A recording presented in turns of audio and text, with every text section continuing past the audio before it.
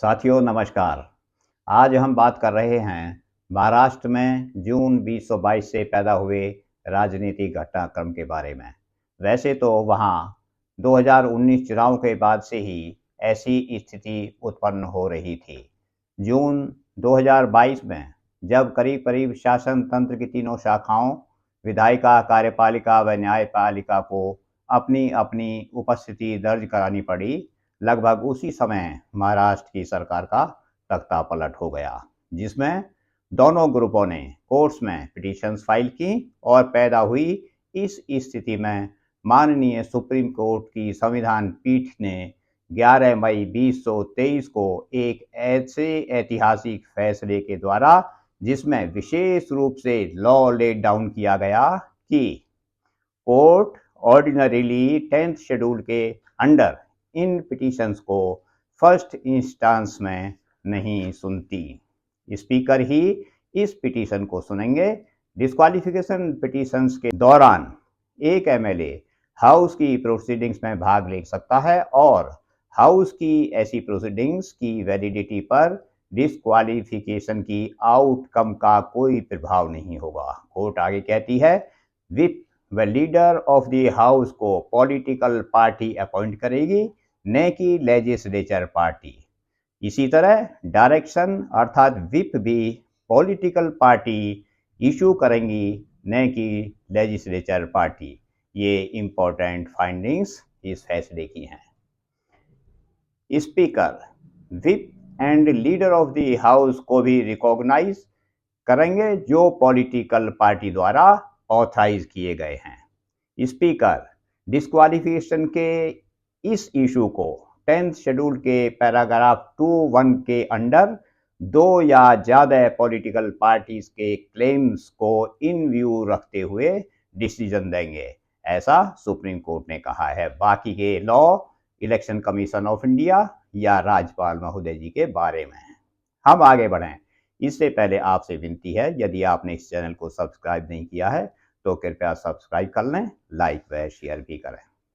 यह घटनाक्रम एक विशेष परिस्थिति पैदा कर गया है, जिसमें शासन तंत्र की तीनों शाखाओं लेजिस्लेचर, एग्जीक्यूटिव एंड जुडिशरी को दखल देना पड़ा और जिस पर अंत में 11 मई 2023 को सुप्रीम कोर्ट की संविधान पीठ का फैसला कुछ आगे सोचने को मजबूर कर गया।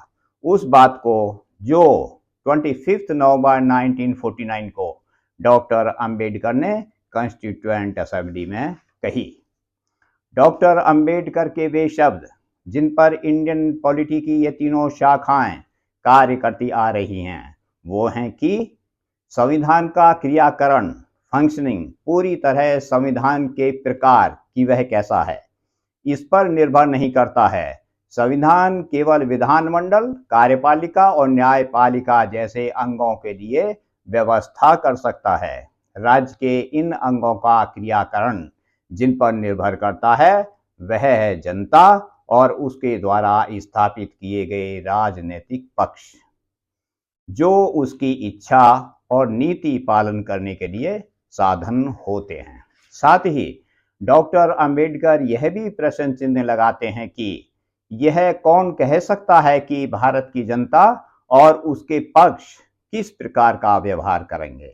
इसलिए डॉक्टर अंबेडकर की बात से हम यह कह सकते हैं कि जनता व शासन तंत्र की तीनों शाखाओं को सतर्क रहने की आवश्यकता है इस तरह के मैटर्स में।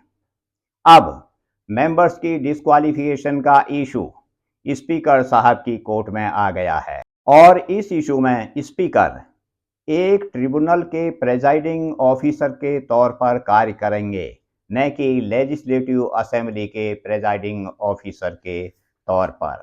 हाउस से इंडिपेंडेंट यही पोजीशन उनके दायित्व को अधिक जिम्मेदार बना देता है। इस केस में स्पीकर के ट्रिब्यूनल को 10th शेड्यूल के पैराग्राफ 2(1) के प्रोविजंस के अंडर शिवसेना आदि की डिस्क्वालिफिकेशन की पिटीशंस को डिसाइड करना है, जिसमें दो मुख्य इशू पैदा होते हैं।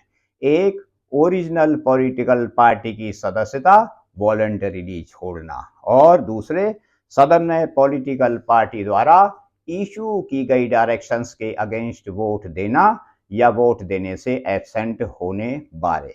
इस विषय में कियोटो हॉलोहोन के 1993 से लेकर 11 मई 2023 के इस Subhash Desai versus principal secretary governor Maharashtra आदि के केस तक वॉलंटरी सदस्यता छोड़ना व डायरेक्शन व्हिप के बारे में माननीय सुप्रीम कोर्ट के वेरियस डिसीजंस आए हुए हैं और 1 जून 1993 का जनता दल स्प्लिट केस में ऑनरेबल स्पीकर लोकसभा श्री शिवराज पाटिल जी का निर्णय एंटी डिफेक्शन लॉ के लिए इंपॉर्टेंट गाइडलाइंस की तरह उपलब्ध हैं।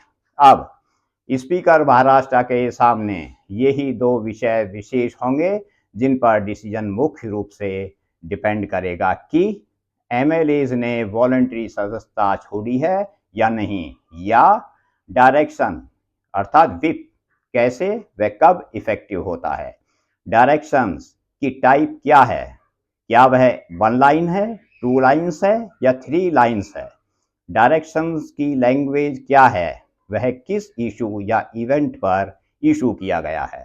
डायरेक्शंस की सर्विस किस तरह हुई है और इंडिपेंडेंट एमएलए की भूमिका क्या थी, क्या सपोर्ट आउटसाइड थी या पावर शेयर करके थी या वॉलंटरी पार्टी ज्वाइन करके थी। कुछ भी सामने आए, इसके लिए एंटी डिफेक्शन लॉ के अंदर डिस्क्वालिफिकेशन की पिटीशन को डिसाइड करने के लिए ऐसे ये क्रिटिकल व इम्पोर्टेंट फैक्ट्स हैं जिनका मटेरियल व लॉ स्पीकर साहब के सामने उपलब्ध होगा।